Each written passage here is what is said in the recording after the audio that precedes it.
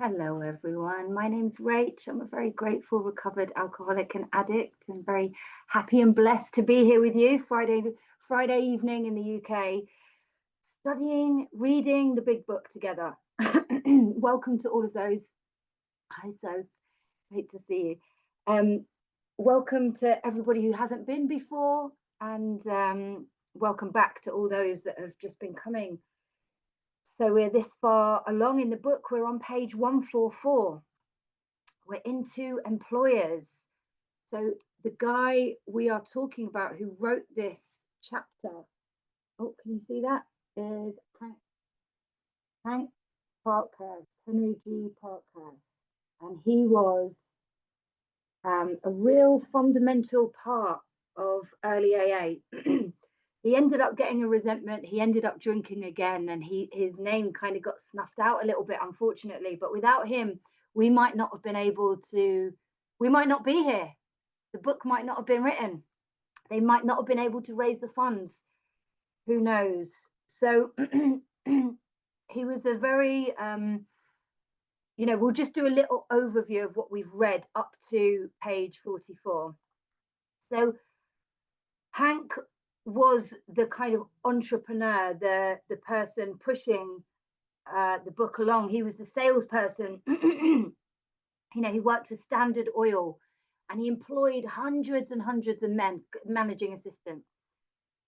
So he was a real driving force in raising the money. And as we've read over the past couple of weeks, well, from the very start of the book, it starts off talking about Dr. Silkworth, and I think it's in the first edition where it says, we've written this book because we want to help everybody. So we've gone through all these pages, and that's directed at how we can help the alcoholic get well.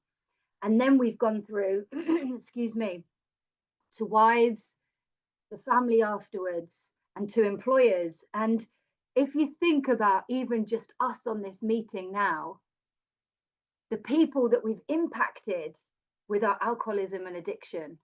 So if we can spread this, this solution around, how many people will benefit from this? And Hank Parkhurst was trying to speak to other business people.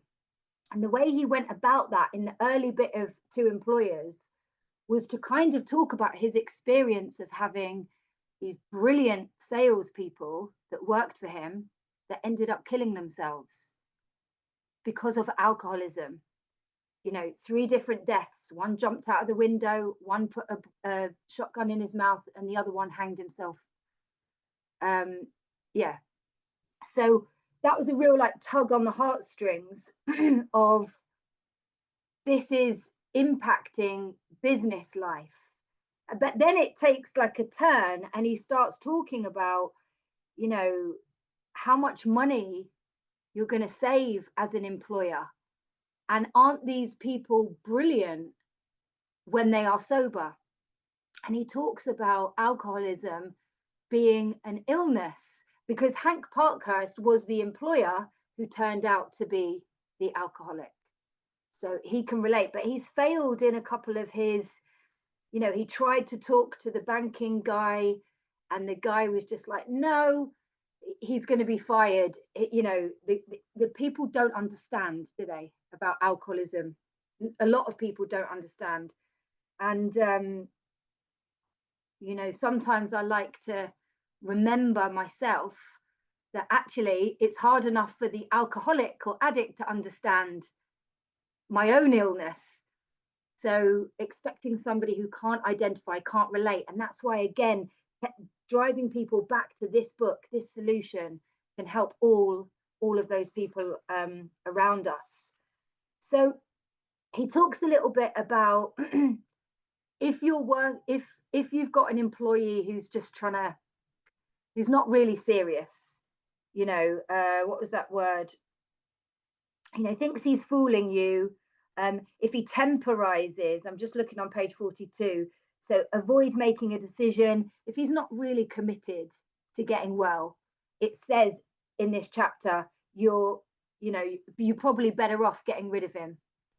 But it talks he then goes on to talk about if you've got someone who you can see genuinely wants to make a change, and whether you're an employer or not, we could still apply our sponsorship hat to this chapter.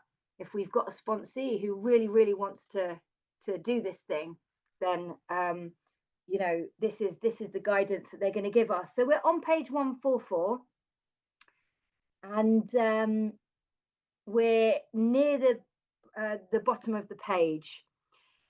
So let's just have a little. Oh, he's just said he's been talking about detox actually, and he was talking about sometimes you may need to fund the detox because they might need to be separated, but make sure they understand that they're going to have to pay you back for it, because you know it kind of runs alongside our seventh tradition, right, that we just don't accept outside contributions. We are fully self-supporting. So and then just in the paragraph before where we left off, it talks about you know, can we educate the doctors who are working with your employee, because the more that the doctors know, the more we can all be speaking the same language, and we can all direct people back to the spiritual solution, which is proven to work. It's actually proven to work. So down at the bottom of the page, you are betting, of course, that your changed attitude plus the contents of this book will turn the trick. Here's a fact: in some cases it will, and in others it may not. But we think that if you persevere, the percentage of successes will gratify you. Now, I squiggly underlined you persevere. Obviously, this is talking from the employer's perspective, but me as a sponsor, not an employer, the facts are, if I continue to present a 12-step solution that works to real alcoholics who have no chance of recovery without a spiritual solution, if I persevere, there will be some successes. You know, Dr. Bob said there were loads of failed attempts at the beginning, but there were a few heartening successes. So as our work spreads and our numbers increase, so if we look at our numbers today, we're looking at the facts, the evidence, the proof. When this seed is sown and people are guided through this solution, they are getting well. Our numbers are increasing. It says, we hope your employees may be put in personal contact with some of us. So that's again aligned with the solution, and it's going to talk a little bit more as we go through the next pages about recovered people helping unrecovered people. This is how our beautiful program works, isn't it? So meanwhile, we are sure a great deal can be accomplished by the use of the book alone. So I think I said this in yesterday's book study. Some people may think that doing a study where we just follow the clear-cut direction to the T, to the letter, might come across to some people. I've actually been called rigid in the past. People have actually said, oh, this is quite rigid, and, you know, relax a little bit and wear your thing like a loose garment. And whatever works for different people. But this is very reassuring, isn't it? That actually, if I follow the clear-cut direction in the book, because if you think about people back in the day, they didn't have all of these resources that we have today. They didn't have all of meetings on every community center and church in lots of different cities, or Zoom 24-hour meetings, all of the literature, all of the experience. So this is a big reminder to me that actually everything I need is in this book to get me sober at the beginning. And as I expand with my spiritual life, then I can start expanding outwards. So on your employee's return, talk with him. Ask him if he thinks he has the answer if he feels free, and by if he has the answer, I think it's like alluding to, is this person going to go ahead with the 12-step program? Because if you think about a newcomer, the answer might be, oh no, I'm going to be fine. I just need to get that promotion. I just need to get the new partner, and I just need to finish paying off the house, or some random thing. You know, the answer is, I'm willing to commit to this thing that has been proven to work for all these other people, and I will go to any lengths to do it. So if he feels free to discuss his problems with you, if he knows you understand and you will not be upset by anything he wishes to say, he will probably be off to a fast start. So again, they're kind of, well, I'll read the next bit actually, because it aligns. So in this connection, and I've put a little heart there next to it. You don't have to, obviously, but I've just done a little cross-reference to page 78. I've done 2 cross-references to page 78 on this page. So the first one is at the top of the page on page 78. This is in 8 and 9 actually, but it says, his faults are not discussed. So it wasn't really that bit. It was, if our manner is calm, frank, and open, we will be gratified by the results. And I just thought about this employer and this connection, that you can see somebody who you must care for, whether it's business or humanitarian. You believe in this person, you believe they want to get well. And I just think about that beautiful word of connection, and the guidance to the employer that actually, if it's calm and frank and open, you've got a good chance with this guy, with this person. So in this connection, can you remain undisturbed if the man proceeds to tell you shocking things?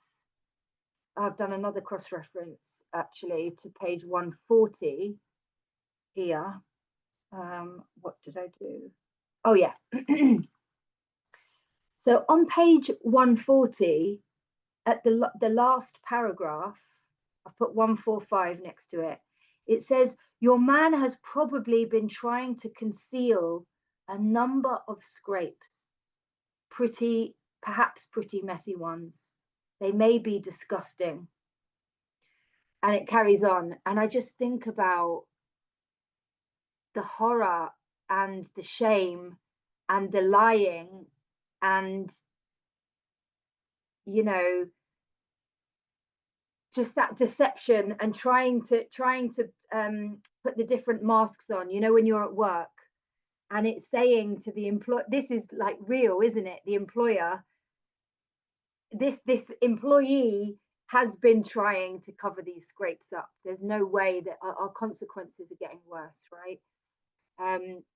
So can you remain undisturbed if the man proceeds to tell you shocking things? He may, for example, reveal that he has padded his expense account, or that and I did a cross-reference. Oh, have I done 3 cross-references? Oh no, this is where I went back to page 78. So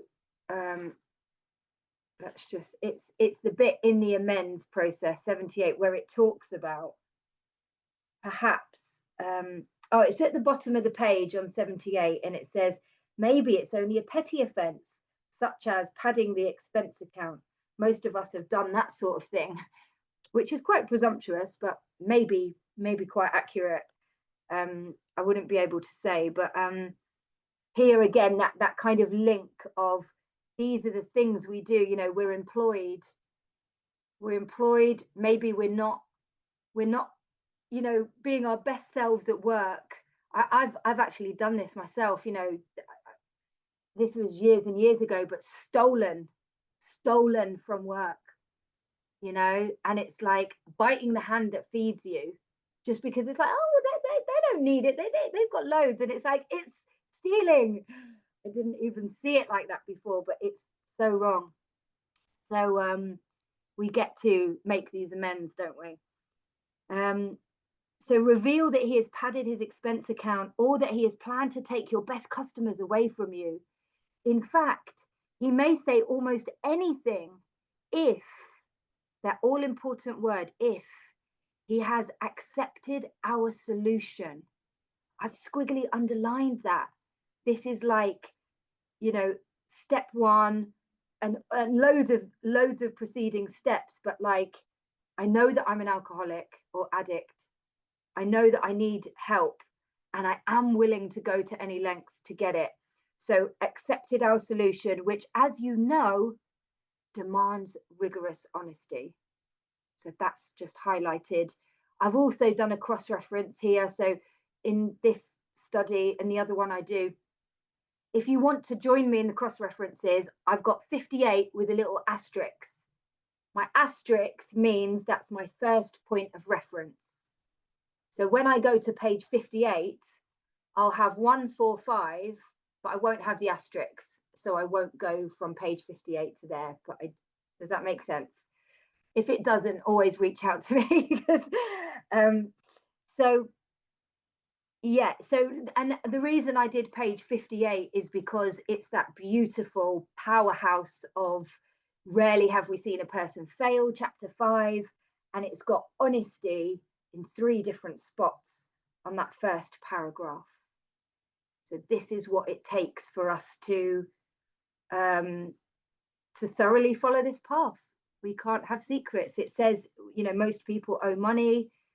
We cannot dodge our creditors. So can you charge off? So I'm back on page 145. Can you charge this off as you would a bad account and start fresh with him? If he owes you money, you may wish to make terms. That's what I was just thinking. We could do a little cross-reference to that because it is around the 70s, isn't it? Oh gosh, it's another page 78.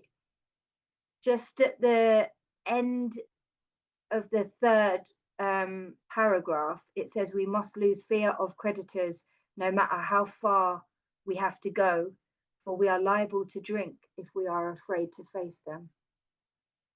I might just do another one there. Oh, 78 is yeah, 78. Okay.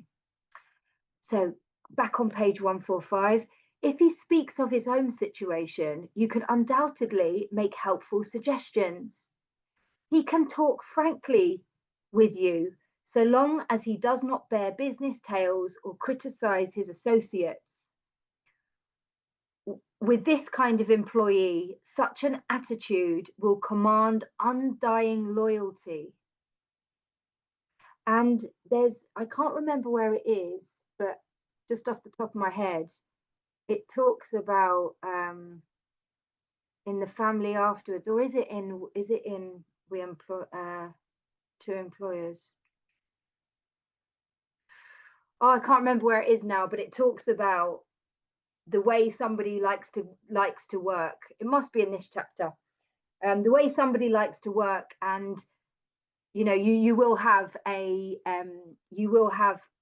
loyal employee, you know, when you give them this kind of chance. The greatest enemies of us alcoholics are resentment. Ooh. So I've done some cross references here. Resentment is page 64. So I've done 64 with an asterisk.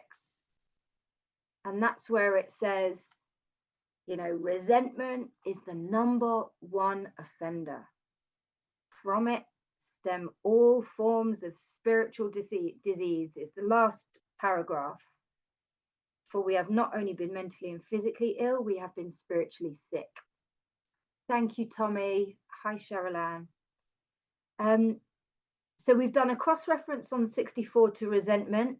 Jealousy, I've done a cross-reference to page 82, where it talks about the most terrible human emotion, jealousy. And that is on the second paragraph, and it's 3 lines up from the second paragraph. Keep it always in sight that we are dealing with that most terrible human emotion, jealousy.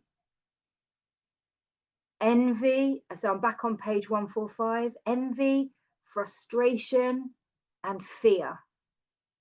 So I've done another cross-reference to fear. So I've done 67 with a little asterisk next to fear. And if we go to page 67, it talks about that evil and corroding thread, the fabric, and it's just at the bottom of the page.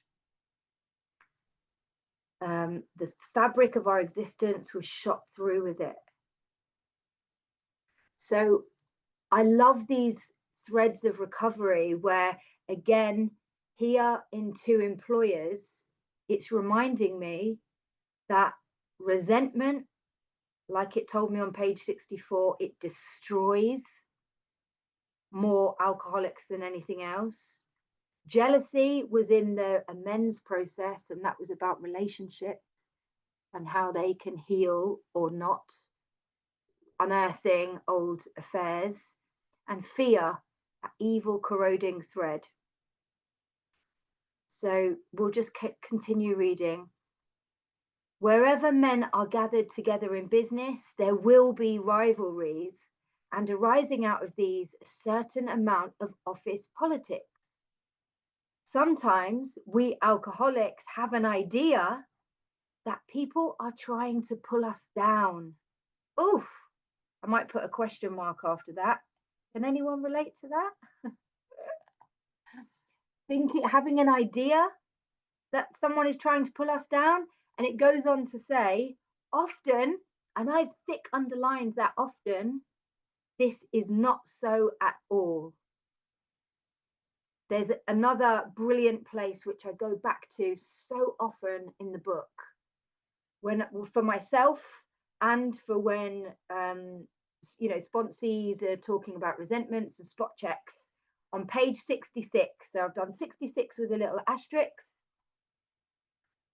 And just at the bottom of the page, in the second to last paragraph, and it talks about our inventory, and it says, we began to see that the world and its people really dominated us. In that state, the wrongdoing of others, fancied or real, question mark, had the power to actually kill. So this is powerful stuff. It's telling me the same thing over and over again, isn't it? If I start to believe, and I fancied it, I've made it up in my head. If I start to believe that somebody's got it in for me at work, it can be dangerous because I can drink on that resentment. So I always like to take sponsees to that point, because it's like, do you have evidence of this, whatever you're thinking in your head? Do you have evidence? One instance comes to mind. We're back on page 145. One instance comes to mind. Oh, sorry. Oh, but sometimes our drinking will be used politically. So again, the employer just has to, deal with this diplomatically, the whole situation. One instance comes to mind in which a malicious individual was always making friendly little jokes about an alcoholic's drinking exploits. In this way, he was slyly carrying tales. In another case, an alcoholic was sent to a hospital for treatment. Only a few knew of it at first, but within a short time, it was billboarded throughout the entire company. Naturally, this sort of thing decreased the man's chances of recovery. And aren't we lucky that, when I say lucky, I was going to say that we're reminded all of the time about this anonymity and the spiritual foundation of all of our traditions.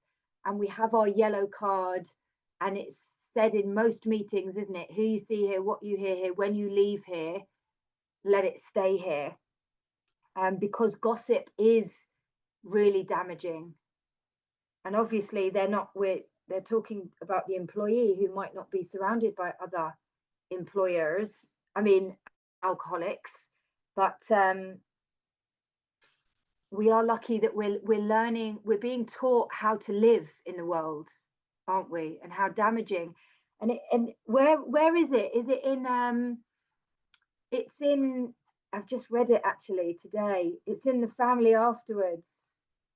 Let me find it. It's on page 125. This might not be a cross reference, but it's boxed off in my highlighted in my book. We alcoholics are sensitive people. It says it takes some of us a long time to outgrow that serious handicap. That's just on the second to last paragraph, a couple of lines up. And that's why gossip can be so damaging, because an alcoholic who's paranoid and afraid and, you know, on top of the sensitivity. So back on page 145, just at the bottom, the employer can many times protect the victim from this kind of talk. The employer cannot play favorites. Oh, isn't it? Wouldn't that be good to have this lovely bond with your employer who's helping you and you're confiding in them? But it says, but he can always defend a man from needless provocation and unfair criticism. Sorry, my neighbours are just starting to play really loud music. I'm a little bit distracted. They're having a party next door. I don't think you can hear it. I don't know. As a class, alcoholics are energetic people, question mark. They work hard and they play hard, question mark. And, you know, sorry, I'm so distracted. Let me just think what I was going to say. They've already talked about where people go in recovery, right? Is that Into Wives? Yeah, Into Wives, it talks about the alcoholic is usually going to go one of two routes, like crazy heavy into working or crazy into recovery and spirituality. So that thing called balance is not something that comes easy to us. It says your man should be on his mettle to make good.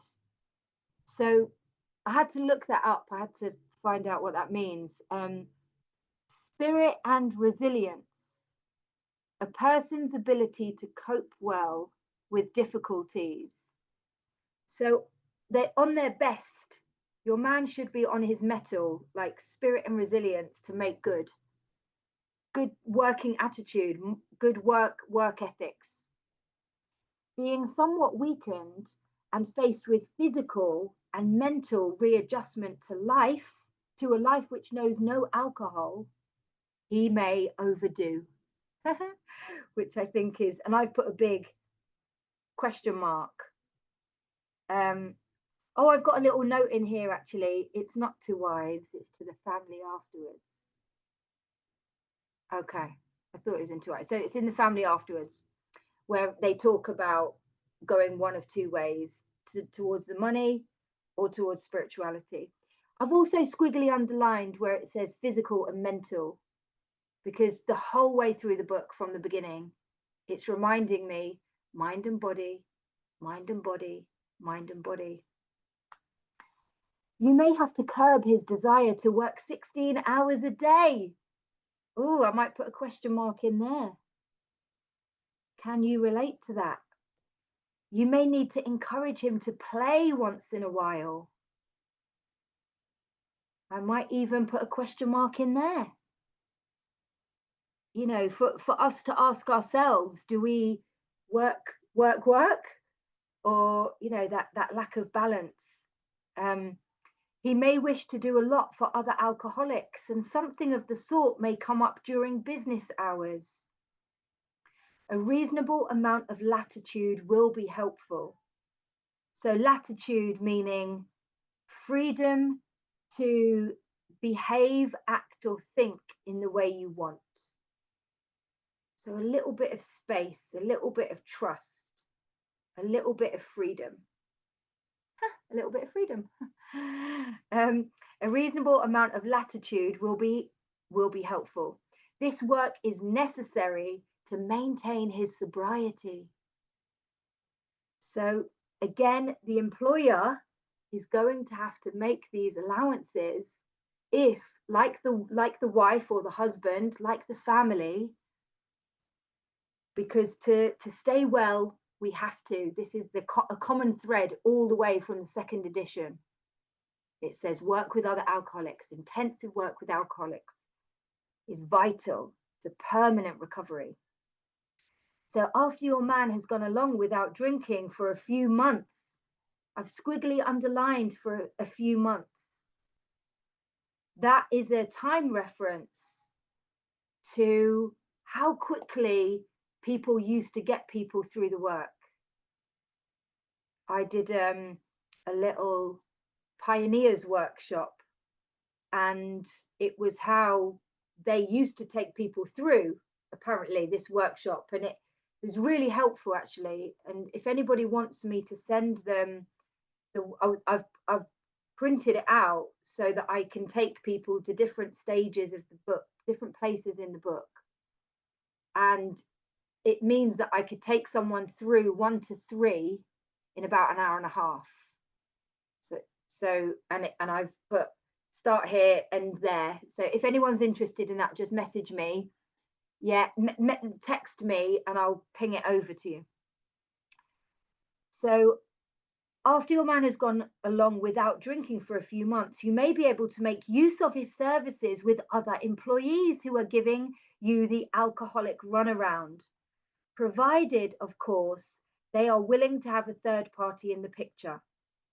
So this is how this beautiful program begins to spread, because somebody gets well and then they start to help others. And you know, an alcoholic, you can't fool. One BS person can't, you know, get to another. We understand it, don't we? So giving that alcoholic runaround. An alcoholic who has recovered, I've squiggly underlined that. Again, it's telling me all the way through the book, that's what's on offer. Recovered, but holds a relatively unimportant job, can talk to a man with a better position. I've done a cross-reference here to page 17. So I've done 17 with an asterisk. And then if you flick over to page 17, it's in there is a solution. Let's go there. It's the first page of There is a Solution, where it says, we are people who normally would not mix. And I just quite liked that, even though, you know, I might be wrong. Maybe they work in the same firm and they do communicate, but my understanding of this is that any recovered person, whatever their position, can help somebody else in a different position in the workplace. So you could have somebody in the warehouse who is recovered helping the CEO of the company. Because when we work a beautiful 12-step program, we are all equal. It doesn't matter who you are and what, you know what I mean? We've got that one common problem. And I actually like on page 17, I like the reference of we are people who would not normally mix. And then if you jump down to the last paragraph on page 17, it says the tremendous fact for every one of us is that we have discovered a common solution. And I like that, because it's like, doesn't matter if you're at the top of the company. Anyone can help you if they have found this common solution, which is beautiful. So being on a radically different basis of life, he will never take advantage of the situation. I love that. And I've squiggly underlined radically different basis of life. Transformed. Psychic change, spiritual awakening. Something magical has happened to us. Your man may be trusted. Long experience with alcoholic excuses naturally arouse suspicion. When his wife next calls saying he is sick, you might jump to the conclusion that he is drunk. If he is, and is still trying to recover, he will tell you about it, even if it means the loss of his job. For he knows he must be honest, and I've squiggly underlined must be honest, if he would live at all. And I've done a big exclamation mark in my book. So sometimes relapse obviously does happen, but again, the honesty, because secrets keep us sick. We just can't, and we can't maintain it, can we? He will appreciate knowing you are not bothering your head about him, that you are not suspicious, nor are you trying to run his life, so he will be shielded from temptation to drink. So here I've done a cross-reference to page 101. So 101 with the little asterisks. And it's the bit in Two Wives. Oh, no, it's not. It's in Working with Others. And it's talking about, which bit? Oh, yeah. So halfway down the page, it says, in our belief, any scheme of combating liquor which proposes to shield the sick man from temptation is doomed to failure. If the alcoholic tries to shield himself, he may succeed for a time, but he usually winds up with a bigger explosion than ever. We have tried these methods. These attempts to do the impossible have always failed. So I like that as a cross-reference to page 147, where they're saying to the employer, don't try to protect or shield the alcoholic. They have to want it and be willing to put the work in. If he is conscientiously following the program of recovery, he can go anywhere your business may call him. So again, back where we were on page 101, it does actually say, you know, there are places that people think that alcoholics can't go. And then it says, but we can go anywhere if we are spiritually fit. We can go anywhere where people say we shouldn't go, but just make sure that we're on solid spiritual ground, or we better work with an alcoholic instead. So in case he does stumble, even once, we're back on page 147. In case he does stumble even once, you will have to decide whether to let him go. If you are sure he doesn't mean business, there is no doubt you should discharge him. If, on the contrary, you are sure he is doing his utmost, you may wish to give him another chance. But you should feel under no obligation to keep him on, for your obligation has been well discharged already. So again, this is just sort of reaffirming, if the employee wants to get well, they will go to any lengths. And if the employer has already seen something in the employee, offered a detox, offered to front the detox, potentially, actually done the research into, hey, I might not be an alcoholic, but it seems that you are. I've gone and found out that there is a solution, and then offered them some latitude, some freedom, some space to do what they need to do to get well. If the person is, if they don't mean business about their program, and it's told us that a couple of times in this chapter, and we could apply that to sponsees as well. Yeah, there is another thing you might wish to do. If your organization is a large one, your junior executives might be provided with this book. So this is great because, again, it's like spreading the word. It's educating people about this being an illness and not being, we're not bad people. You might let them know that you have no quarrel with the alcoholics of your organization. These juniors are often in a difficult position. Men under them are frequently their friends. So for one reason or another, they cover for these men, hoping matters will take a turn for the better. They often jeopardize their own positions by trying to help serious drinkers who should have been fired long ago, or else given an opportunity to get well. So, sorry, I can now hear the dog going crazy next door. It's so distracting. I'll just take a moment. Yeah, so, this is going to be a common thing, isn't it? People not understanding about alcoholism and people jeopardizing their own, if we think of our own experiences, the people that we maybe partied with or got to cover us or maybe made an excuse with or bailed us out of doing work,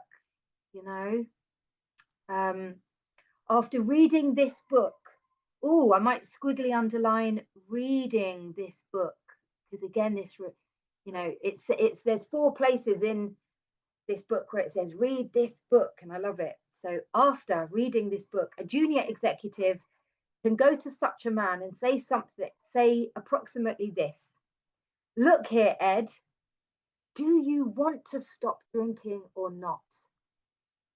Now, this is a brilliant question.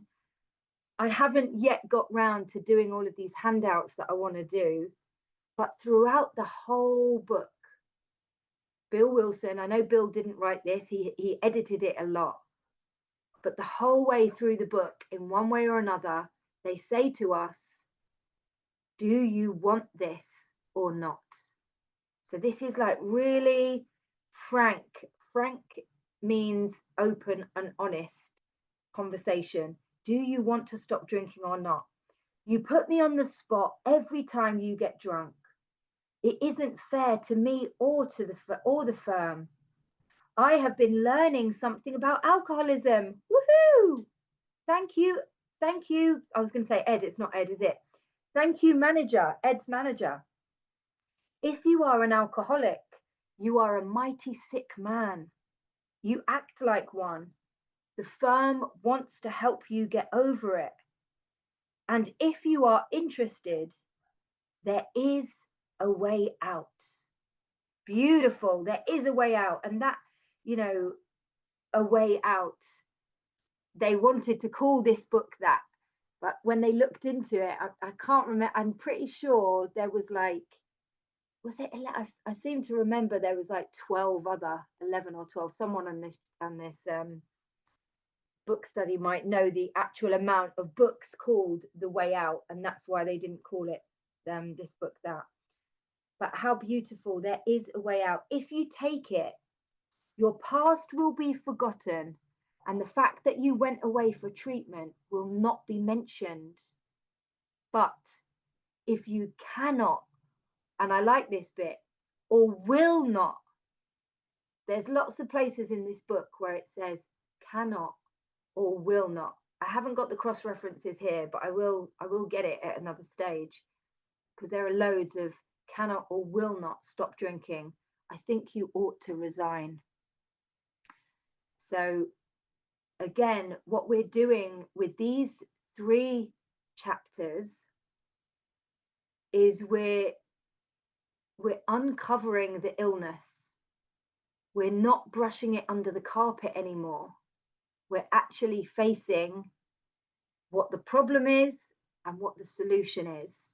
And we're laying those spiritual tools at people's feet. And obviously it's up to them if they want to take it. Oh, now we have 11 minutes. I wonder if I can get us through this chapter. I'll try and speed read a little bit. Your junior executive may not agree with the contents of our book. He need not, and often should not, show it to the alcoholic prospect. But at least he will understand the problem and will no longer be misled by ordinary promises. He will be able to take a position with such a man which is eminently fair and square. Eminently meaning extremely. And how good is it that it says here, your junior executive may not agree with the contents of our book? Because you don't have to agree with it, but we have the evidence that this program works. We know that it works. So he will have no further reason for covering up an alcoholic employee. It boils right down to this: no man should be fired just because he is alcoholic. And then, so this is kind of like doing a little bit of a summary now, because he's already said, you know, if your best employee was illness with a different illness, would you save him? And then it says, if he wants to stop. There's that beautiful question again. So I've put a big question mark after that. If he wants to stop, he should be afforded a real chance. If he cannot or does not, so there's another cannot or will not stop, he should be discharged. The exceptions are few. We think this method of approach will accomplish several things. It will permit the rehabilitation of good men. At the same time, you will feel no reluctance to rid yourself of those who cannot or will not stop. So he's going back into kind of work mode, isn't he? He's going back into employer mode. Alcoholism may be causing your organization considerable damage in its waste of time, men, and reputation. We hope our suggestions will help you plug up this sometimes serious leak. He's had lots of references in this chapter to how much money is lost.